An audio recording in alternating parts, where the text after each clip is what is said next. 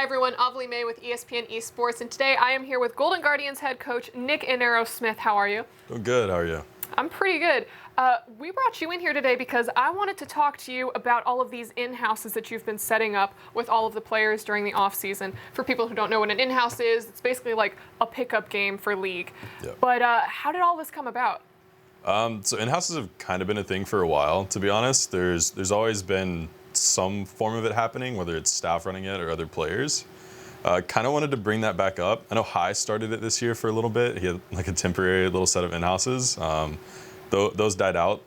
We wanted to bring it back just so, something other than playing preseason solo queue, because I don't think anybody enjoys preseason solo queue. So yeah, we set that up.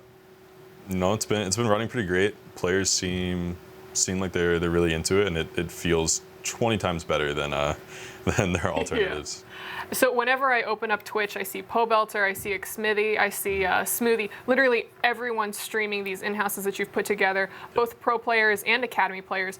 Were you surprised about how many people wanted this to happen? Not really, to be honest. It's always been something that players have kind of asked for, and we knew that players were looking for it too. I think players kind of get like a bad rep with, they're lazy, all North American players, they don't really want to put in effort to do it, but I'm pretty sure all of them do care. It's just solo queue isn't the most fun thing in the world for it, and it doesn't feel that productive overall. So it didn't really shock me. I was just glad that it stayed so consistent, because I worried that maybe the reason it's died out in the past was because players, had a short attention span and just weren't that interested. So that part at least shocked me, but it was definitely a pleasant surprise. Yeah, to me, I thought more people, I know all of Cloud9 went off to Korea to do their boot camping, but I still saw like Golden Glue and a couple other people participating in it. But What do you think participating in these in-houses, what kind of positive effects do you think they have over just solo queue or maybe doing like regular off-season scrims? I think it's a good networking opportunity for players too. I know like right now players at least obviously get out with each other in like parties and stuff. Like they're gonna see each other more, but in terms of actually like playing in a competitive environment with each other is pretty limited unless they're on teams with each other. So I think that's actually pretty cool. After the games, the players will talk to each other a little bit about what they think went wrong. So actually getting to see that happen is pretty cool. And I think it's just a good opportunity for lesser known guys to kind of talk to maybe people they look up to that are also professional players.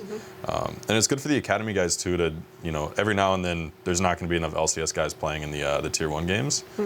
They get to come in, kind of, show off a little bit, and it's not necessarily a tryout, but players remember that. Players remember those impressions, especially just the kind of like mark you leave on them and how well you do. So I think that's actually really helpful. It's so much better than solo queue. You go in, no one remembers really what happens in solo queue. Maybe you inted once in solo queue, Now that pro player hates you forever. At least, oh God, yeah. At least that doesn't really happen in this, because everyone's in comms, joking around a little bit when it happens too. So it's just a really positive environment. Yeah, it feels like it's a learning experience for almost everyone. I think I saw Saint spectating and learning about the preseason meta and everything. But the one thing that I kind of had in the back of my mind was when you put this together, as a coach, did you have any ulterior motives of scoping out the rest of the talent? So no, didn't really have any ulterior motives with that, and I really wanted to make it clear that we weren't trying to get secret info on people. Just kidding. So that's why I've put out the stats sheet that we do. It's just really basic stats. It's nothing crazy. It's just CSD at 10, KDA, win loss. I don't think those stats are too indicative of too much, but I know players, maybe it's nice to see oh, this champion's doing really well, or oh yeah, I'm doing better than this guy, and they can rub it in each other's faces a little bit, So I wanted to make sure that was at least public to the other staff on other teams, and even though I'm not at the moment letting a lot of other staff actually run it, we have a few from other teams like FlyQuest and former C9 members helping to run it. So even though I'm not letting other teams really participate in running it, I at least have them in the Discord. It's open invite to any team. If they want to join and watch and have the spectate info, they're more than welcome to. If they want the stats info, more than welcome to.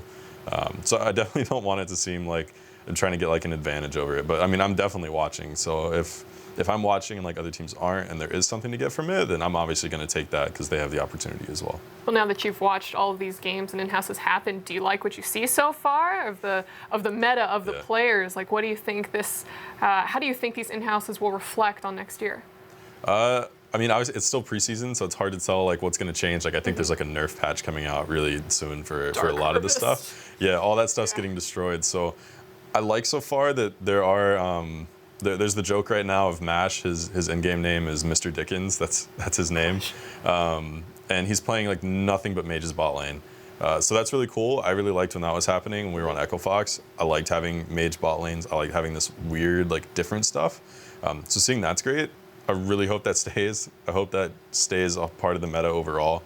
So seeing that's been good, but I mean the Dark Harvest stuff, you know, it kind of sucks. I'd hope that one passes. I'm pretty sure it's on the patch list that it's going to disappear. Yeah. So I'm hoping that one's gone at least. Yeah, I'm pretty sure I've seen a whole bunch of Reddit threads complaining about that. No one wants Dark Harvest anymore. They'll probably hotfix I liked it. old Dark Harvest. I think that was fine. Yeah. Like, you know, that was cool. Like, if you're snowballing, great. Looks good. Like, it's fine, you know? I think this new one's a little annoying, to be honest. You just want to drop kick it into oblivion. But Inero, thank you so much. And honestly, thank you from the community for putting on all these in-houses because it's giving us something to watch. And we get to see how all of the players are kind of interacting during the off-season. So thank you for joining us, and thank you again for that.